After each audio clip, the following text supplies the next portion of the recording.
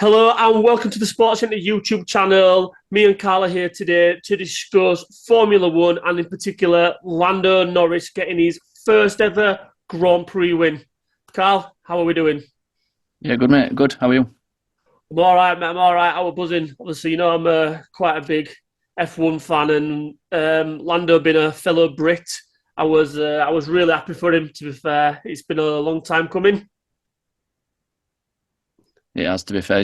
We've needed another Brit because it looks like Lewis is on the downward spiral. So, well, we'll see what happens with Ferrari next year, but we definitely need another Brit in. And Lando's a good guy in it, so it's good to see him winning. He's a top guy. I think it just went to show how all the drivers as well, literally everyone wanted to embrace him after. I just want to go back a little bit. So McLaren introduced, I think it was around about 10 upgrades on their car for this weekend, which was really interesting.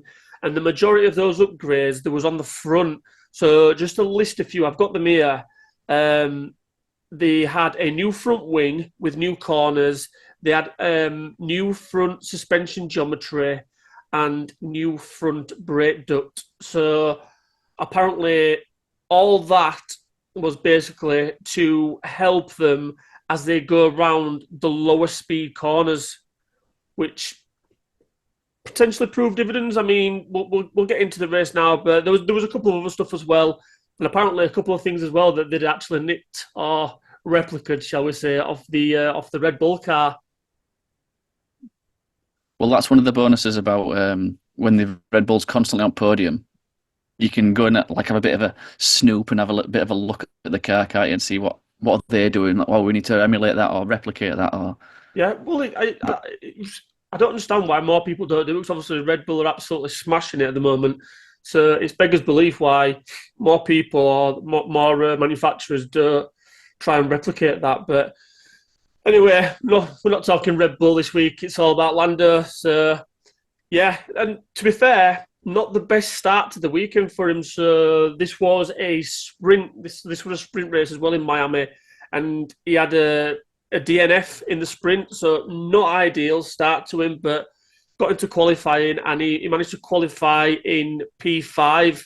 So not too bad. Verstappen were on pole again. You had Leclerc and Sainz and Perez wedged in between there before you got to Lando Norris. Now, he had a bit of a poor start, to be fair. I mean, Verstappen absolutely flew out of the traps, and it was actually, I think it was Oscar Piastri. He qualified in sixth, so he is Lando's teammate at McLaren, and he had a really, really good start.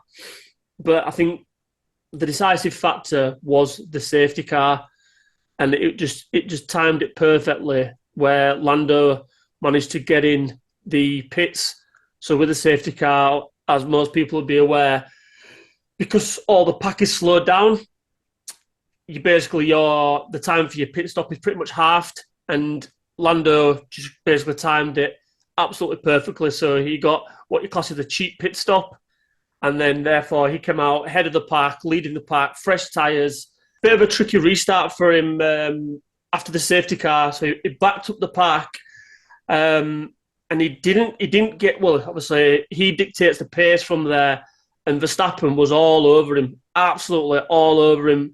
But the one good thing which I think helped him was that Charles Leclerc was actually all over Verstappen as well. So as much as Verstappen were trying to get Lando, he also had to think about behind him, and that just helped Lando then basically driving into clean air. And when you're driving into clean air, it always helps rather than driving into dirty air, and he yeah, managed to pull away. Yeah, it makes a big difference at clean air, and especially when there's pressure behind you as well. It's you're looking in front and you're looking behind, aren't you? So well, that's what helped him, and he managed. Two things to look at rather than just concentrating on yourself up front. Yeah, and he managed to pull away, because I think I can't remember if it's one or two laps after the safety car where the DRS isn't enabled, and I think he might have got one Verstappen, he might have got one DR, and then he managed to pull away, did Lando. And as soon as he got away from the 1 second where you get DRS, it was just gone then.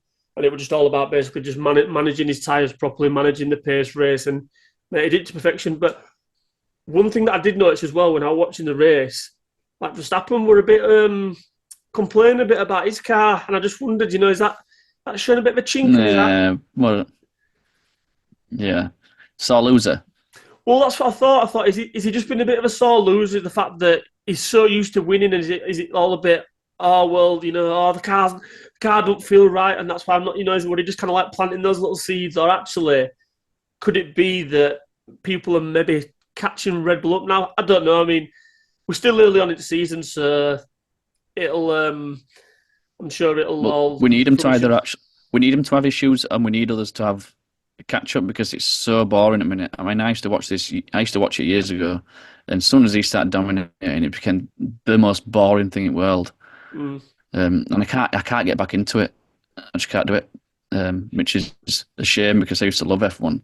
As you know, I used to go karting regular, Yeah. but I just can't get into it. Well, I think that as well.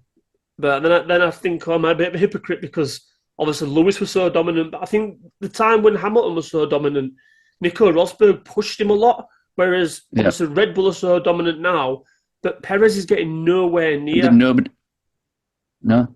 And it was the same with Schumacher. At least there were Felipe Massa. He used to be pushing him. Yeah. But now it's just this latest laser one-man show. It is. Well, so it's good to see Norris pushing. Hopefully, it can be a regular thing. I think that he'll have a big decision to make in the next year or two with Lando. I think Red Bull are going to try and poach him for that number 2 spot, but it's just. Well, if Verstappen leaves, like it's rumoured, he could be coming into number 1 spot. Where's Max rumoured to be going? I've not heard this. Mercedes? No, give over. Telling you, it's been rumoured. Been rumoured for a number of weeks. Is that Toto Wolff even spoke about it? I think he's going nowhere. But yeah, I mean, I don't think he is. I don't think he's. It were all around when the Christian Horner thing were happening, but I don't think it will come of it. No, I do. I think Red Bull will be knocking on Lando's door, and he'll have a big decision to make whether he wants to. He'll obviously be in a better car, but he'll always be a number 2 driver as long as Max is there. So, but yeah, hopefully, right, mate. Hopefully, we can see a bit more of Lando at the front of the pack, and even Oscar Piastri as well. In the McLaren, because they look between them and Ferrari. But I don't know what's going on with Ferrari. They always seem to find a way of cocking it up. They do. They do. They have done since the red racing of Schumacher. They've not really done much other since then. No. I bet Lewis is counting down days till he gets out of Mercedes. Mercedes. Yeah. So we shall see. Right, mate. Good chat as always. Thanks for watching, guys. If you can subscribe to the channel, hit the like button, and we'll catch you on the next one. See you later.